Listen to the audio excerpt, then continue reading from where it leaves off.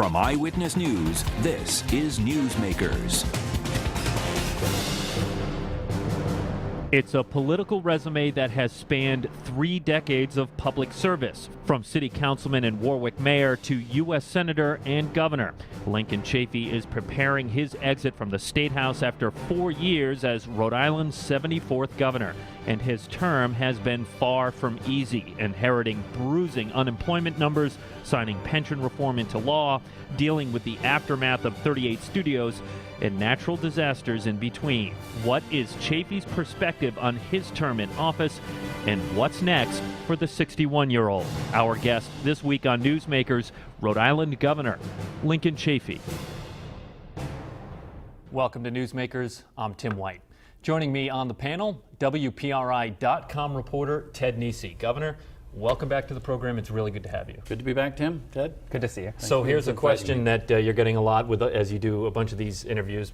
But, I think a lot of people want to know, what is your proudest accomplishment? And on the flip side, what's your biggest regret? Well, that lead-in was good. Thank you. I wrote it myself. What I inherited, it's important to put it all into perspective, of a $290 million deficit, cities and towns in very big financial trouble, Providence, Pawtucket, Woonsocket, West Warwick, obviously Central Falls, higher ed being cut, tuitions going up, all that. The house was kind of on fire, came in, got the people out, put the fire out, started rebuilding. I think for an analogy, that would be how I would articulate the last 4 years. So managing a crisis is kind of how you would meeting sum all that up. challenges. You even mentioned the storms. They showed the Hurricane Sandy, and we had the blizzard, and anything that came our way, just methodically and competently and ethically dealt with. What about the regret? Oh, there's a few. I talked about the meds and the eds and took those trips down to Houston and to Baltimore and to Pittsburgh, so the University of Pittsburgh Medical Center and the effect on the economy in Pittsburgh.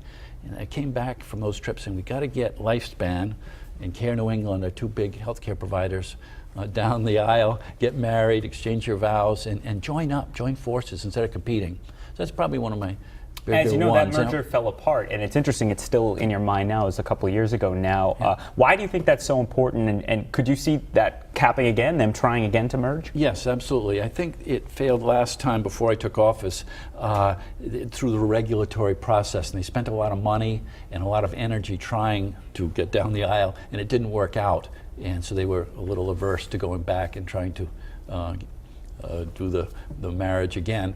But it's important. We just did the groundbreaking on the South Street Power Station, the new shared nursing facility, the Brown Med School, one of only, 7 Ivy League med schools in the country we have here in Providence. So it's a great area of good jobs, growth industry, even in tough times with our aging population. So if we can, and then with Obamacare and Affordable Care Act, it just makes sense to me to instead of them competing in this small state, to join together and join forces, and research dollars that come in, federal research dollars.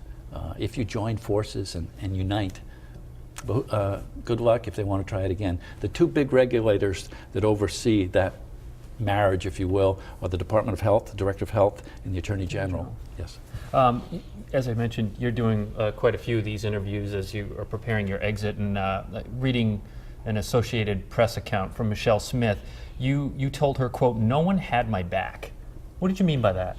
Well, she was asking about my political affiliation. I had gone from a Republican to an independent. I won governor as an independent, and then became a Democrat. And she was asking me why I switched from being an independent. And I just found it hard to govern. I know that Angus King has governed as an independent in Maine successfully. Jesse Ventura. You're somewhat different from Jesse Ventura, but he was an independent. So others have done it, but I found it hard. I thought to join a political party would bring, as I said, people would more have my back. As alone out there as an independent, Did in it tough work? times. Right, that's my question too. I mean, you embraced the Democratic Party. Do you feel that they embraced you?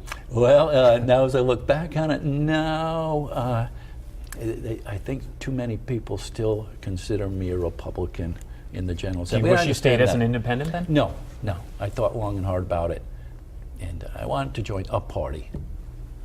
most of us will never be the governor of Rhode Island. So I wanted to ask, what do you know now about being the governor that you wish you'd known you could tell the Lincoln Chafee of 2011? I I came into it with my eyes pretty wide open, knowing the power of the Senate and the House. That was not a surprise. And I know that in the times that I was governor, they were tough times, and Rhode Islanders were stressed out and angry about their ability to make ends meet. I understood that. So a lot of these small issues that became big issues were a bit of a surprise. The holiday tree everyone will think of. Yes, and Rhode Island's been historically opposed to capital punishment, and that became an issue. So we're talking about Jason Plouffe now. Yeah. And of course, immigrant rights, whether it's E-Verify or in-state tuition, these issues that I think the test of time will vindicate my positions on. Nonetheless, but became big issues. So what I would tell, looking back, I think I came in my eyes open. Certainly some of the criticism, I call it irrational negativity. There's a lot of good things happening. I know the Rhode Island Foundation's talked about, let's talk about some of the good things happening in Rhode Island, and so just constantly dwelling on the scabs we might have, the warts we might have in this state.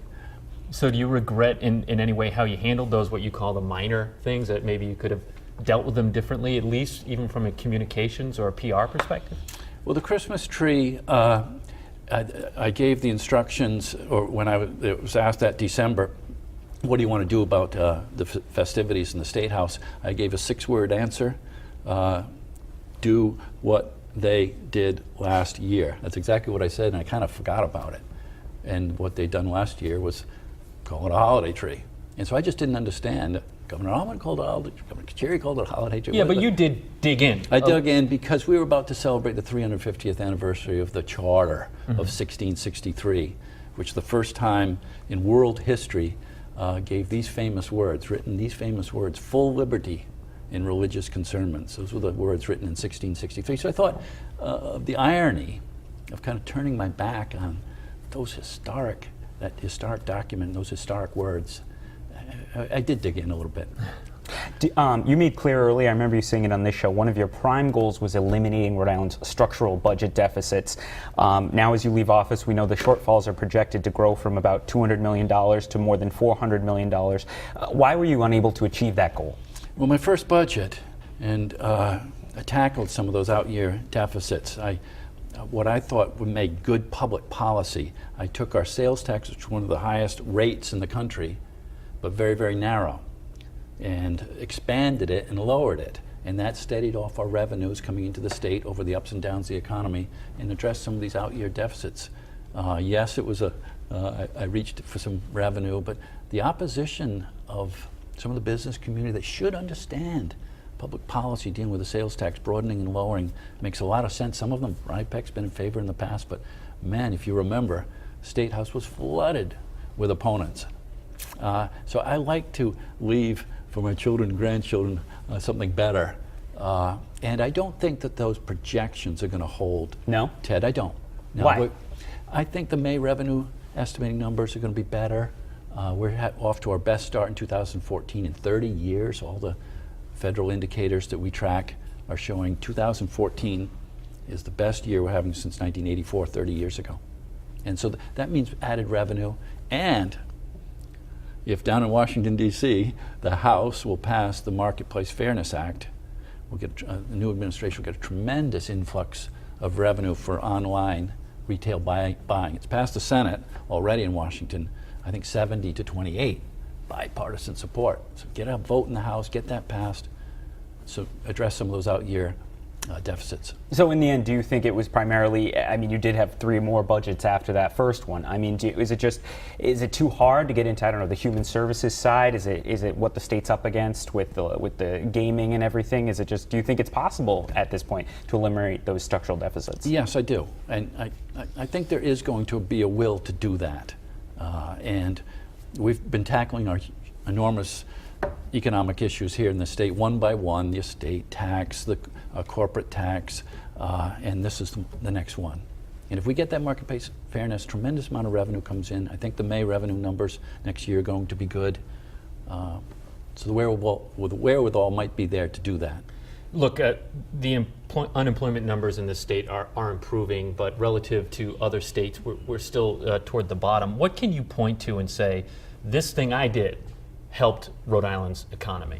Well, I've always been very confident in my approach to tackling the burning house that I inherited here of Rhode Island, and that's invest in the basics, the foundation of a good economy. And I've always said it's going to be slower, but it's going to be more solid.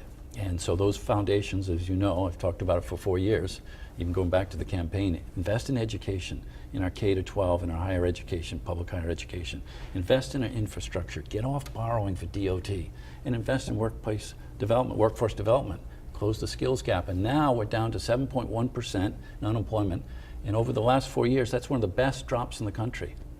Down from 11.4 when I came into office to 7.1.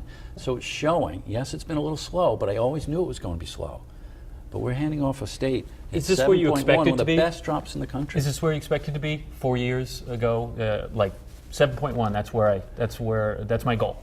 I didn't have a goal, but I knew what I was doing despite all the storms raging around me. I've been in politics a long time, as your intro said, and I'm very confident in tackling problems methodically and at the basic level. Invest in education, invest in infrastructure, invest in workforce development, and we will get better. And now that's proving true. Do you feel bitter about how you think you've been treated as governor? Dead. Yes, I would say the editorial pages of the Providence Journal have been what in court they call ad hominem. It's not allowed, permissible attacks, personal attacks. Yes, I don't think it was respectful of the office. A different question on policy, sort of dovetailing with what you and Tim were talking about. There's concern, we're all hearing about the problems in the DCYF, the Department of Children, Youth and Families. You were concerned enough to send in a task force to look at what's happening there. Have they reported back to you, and what are you hearing from those folks about what's going on? Yes, even this morning you were getting a report on that. And what occurred was largely the legislature again took how DCYF delivers their services and outsourced it, and they called it the system of care. That was a legislative initiative, and it's turned out to be very, very expensive, and we're having absolutely unacceptable cost overruns. But the Senate itself has looked at that and been unhappy with, again, these cost overruns. A lot of administrative costs going into this outsourcing, I think unnecessarily, and then my own task force has done their work, and so the new administration has that work done for them and can now tackle it. Will you recommend undoing that system of care way of managing DCYF? I would, yes. We have to go to a break, Governor, but before we do, as you know, because you've been in quite a few during our debates, we like to ask people for a letter grade on certain things, certain topics. So we'll have you look in the mirror here. What letter grade would you give your tenure as governor? When you put it in the perspective of what I inherited, 11.4. So are we on a curve? Is that what's happening here? Yes, and then what I absolutely adamantly fought against, 38 Studios investment, and then to hand that to me, that stink bomb that exploded on me, and as we try and grow our economy, the negative perception that gave to Rhode Island all over the country. Read about New York Times, Wall Street Journal, Washington Post, Los Angeles Times. I mean, it just made the job harder, and you know how hard I argued against making that investment. So in the end, the history's going to say an A. All right, wow. An A. And when we come back, history will show. We are going to talk a little bit about 38 Studios, and we're going to ask the governor what's next for him. Stay with us. You're watching Newsmakers.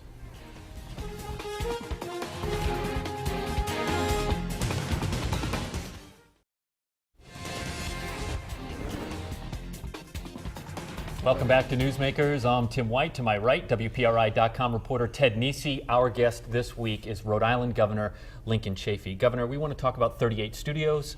Former House Speaker Gordon Fox on this program has talked about a meeting he had with you and key players from 38 Studios in April of 2012. As you recall, that's when the company was starting to collapse. Who was in that meeting? It was George Zaney, my chief of staff at the time, Gordon Fox and his chief of staff, Frank, and Kurt Schillian, and maybe one other person. Tom Zaccanino? Was he in that meeting? Board member of 38 Studios? I don't think it was Tom. Okay. What did they ask for? Yeah, they were asking for the film credits, more state infusion of money.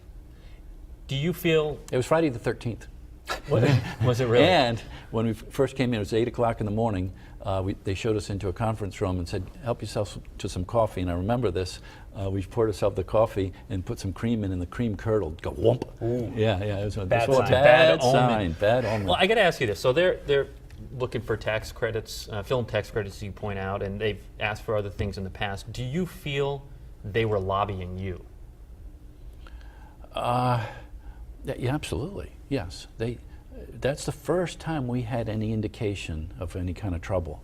And we knew that first game that came out, Kingdoms of Amalur, was off to a so-so start, but weren't sure that fast. We had no idea that the plug was going to be pulled that fast, because Kingdom of Amalur was the major release that they needed to be successful. And I know this is minor in the grand scheme of things, but was it weird to you that no one ever registered to lobby on behalf of 38 Studios? Not a single person. Well, they had the previous governor, Don Kachiri, lobbying pretty hard for them as they got the... But you understand the basis of my question. Well, and they'd gotten the commitment, Tim, of all that money. What did they need to lobby for if this was going to work? They had the commitment of the money. Well, they had to come back again, didn't they? They sat down with you on Friday the 13th, 2012, and asked for some more. So, with that in mind, is it odd to you? Do you think someone should have registered? I think they assumed that first game was going to be successful, and the money would come in, and they wouldn't need to come back. All right, you're avoiding it. I accept that. No, and I will say also, we've had some good news on our lawsuit. And I threatened in the campaign before the deal was done, well, there could be lawsuits if this does not work out. And I was assailed for that. There was quite a reaction to that. It was a Chamber of Commerce meeting, wasn't it? A breakfast. Yeah, I remember and all the that. candidates were there, Frank Caprio and Ken Block and John Robitaille. And when they asked me about 38 Studios, I warned them. I think there was a gasp. It was. You could hear it. Yeah. A groan and a gasp out from the audience, the chamber. Chafee just starting to sue us. And now we're seeing some success with that lawsuit. Getting the taxpayers' money back. That's the goal. Your Secretary of Health and Human Services, Steve Costantino, was the prime lead co-sponsor of the law that allowed that loan guarantee to go to 38 Studios, though, as they always say, it didn't say 38 Studios in the bill. Have you ever asked him about that and that legislation and why he supported that? Yeah, that's an unfortunate chapter in his career, not telling the other members of the House exactly what was transpiring. On the other side, I know that as finance chair, he could help me and the state with savings in this vast area of our delivery of human services. And so I made him secretary over this vast, expensive area of state government, and he has delivered in budget after budget. I've ended every of my 4 budgets with a surplus. I give Steve Costantino a lot of that credit. So have you spoken to him about 38 Studios? I've kind of steered away from it. I know what happened. They hid it from the rest of the legislators. And I don't think that was right. But it's, again, on the positive side, he has saved the taxpayers a lot of money in his role as Secretary of Human Services. I want to ask you on a different topic. This surprised me. I ended every year of my years with the budget surplus. I give him a lot of credit for that. You've always been a strong environmentalist, but I was surprised in one of your recent interviews you did criticize some environmental groups for, you said, fighting tooth and nail against policies you think would help reduce these high electric rate increases we're seeing now. Could you expand on your views there and where you differ with some of your friends in the environmental lobby? Yes, we're taping this on a Wednesday. Yesterday, it was really interesting. There was a hearing at the PUC on a 24% increase in our electricity, which hurts our businesses, hurts our ability to compete where they have less electricity costs and energy costs around the country. Most areas are much less expensive than we are. Here's a 24% increase. The same time, Senator Whitehouse is having protesters in his office about solving it. The environmental communities in his office having a sit down and getting arrested in protest to a natural gas pipeline. To get that inexpensive natural gas in here to keep our energy costs down. So yes, I'm critical of the energy community. They fought my energy bill. Community. I'm sorry, environmental community for not putting the whole picture together. We will get to wind. We will get to solar. We'll get off fossil fuels, but we need to get there first to 100% renewable. In the meantime, let's not cripple our economy. You've been one of the most vocal. Conservation Law Foundation. Oh, man. You gotta look at the big picture, CLF. And we passed it in Rhode Island on the last day of the session, my energy bill. But they beat it in Massachusetts. We needed to come together as a region. All 6 governors wanted this to pass. I got mine passed barely, and Deval Patrick couldn't get it through his legislature. You and the other governors in New England, as you say, had an agreement last year to all work together on Yes, and share the cost of this infrastructure. If the natural gas pipeline's not coming through Rhode Island, let's all band together, even though it might not be coming through Rhode Island, but help pay for it. It'll lower our electricity costs, our energy costs. Does that still have life in it, even though the Massachusetts? Yes. I think with these high rate increases, and you think we're bad at 24%, some of the other states are way worse. I think 100%, doubling in some states. And also, you have to consider the clean, renewable Canadian hydropower we want to get down. So we called it the grand bargain. Let's get the Canadian hydropower down from Quebec and Labrador, and get the natural gas pipelines in from the Marcellus Shale, and get our energy costs competitive with other regions of the country. All right, I wanted to have you take a sort of nebulous look at your career of the 3 major positions, all due respect to city councilors across the state, but the 3 major positions you've held: Mayor of Warwick, U.S. Senator, Governor. Which one was your favorite? I just do want to back up a little bit. And I do still consider myself Governor, we have just a few minutes left of the program. I want to make sure my environmental cred is solid. I've been and we've done a lot of great things in my 4 years as governor. Jerimoth Hill and Decopin, 1,800 acres of land. Which is, of course, why it was notable that Rocky you felt Point, critical on that, because you're you see yourself as one of them. Yes, and I want to wear my environmental badge proudly. But in this area, I'm critical on lowering our energy costs. So to your question, which one I like the best? Yes. They've all been so different. Come on. I know. I mean, they've really, all been so different. They're so different. I had the wind at my back as mayor. I was in the 90s. It's nothing like... All right, which one do you think you had the most impact then?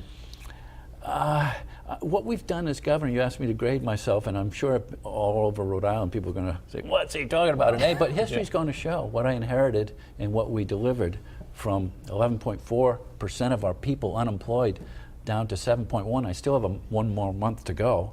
In January, they'll release the December numbers. I mean, that's the biggest drop, one of the biggest drops in the country. The city of Providence nearly went bankrupt in 2011 and 2012, and you as governor had the power to put the city into receivership. Did you ever consider doing that? No, that was a very narrow issue in East Providence. No, sorry, city of Providence, the city capital. Of Providence. When they were running short of cash, Angel Tavares, yeah. No, I think the ramifications around the country of our capital city, I didn't think we were there yet. The negative ramifications around the country of putting our capital city, our most populous city, into bankruptcy wouldn't have been worth it. I thought we could do some repair before going to bankruptcy. So we got enough national attention on tiny little Central Falls, right. Going through bankruptcy. I want to make sure I ask a couple of questions before we run out of time, because who knows what question you want to go back to from earlier in the program. So, look, everyone wants to know, what's next for you? Yeah, I'm sorry I don't have an answer. I'm going to take January off and figure out what's next. Do you anticipate staying in Rhode Island? It's all open. So you could see yourself moving from Rhode Island? I'll always be a Rhode Islander. We'll always have a property here. A career. I'm not going to put my house up for sale or anything like that. Have you spoken to anyone about joining the Obama administration in any way? No. Just starting to look at it. I want to finish my term and then take January and look at some options. What about politics? Could you ever see yourself running for office again? Again, I'm sorry to be evasive or vague. I'm going to take January and just think about that everything. answer I do to want us, to finish. You don't close the door on politics. I'm 61. I've been a local. I've been at the local, the federal, the state. I've been a Republican, a Democrat, and an independent. I think I bring some experience to the table. So this week, President Obama is looking to open diplomatic relationships with Cuba, and you were telling us before the program, we just have a little over a minute left, that you actually had dinner with Fidel Castro. Yes. What was that like? Yes, we took a trip down to South America. I was on the Foreign Relations Committee and stopped at Cuba on the way to South America, and it was so interesting. Land at the airport and into the old historic city of Havana. Nothing's changed. Beautiful city on the shores of the Caribbean. Horse and buggies going around, old cars, electricity hanging from, but very safe to walk around. And then dinner the way it works, Fidel Castro invites you about 10 o'clock at night. Wow. Yes. And he entertains. He has a simultaneous translator. And it was a small group. I think there were 10 of us there. And it goes to about 3 in the morning. And it's very lively. It was just Did you have a any lot moms? of back and forth. No, it wasn't that that lively. You But, don't want to say partying with Fidel. That's not the answer. yeah, but he was very engaging. Do you think from your time in foreign relations to me, this is the right move to lift the embargo as it I'll give appears you will one. happen? Yes, it's way overdue. And even a lot of Republican from farm states have been wanting to do business with Cuba. So it's not a partisan issue. One interesting thing that happened.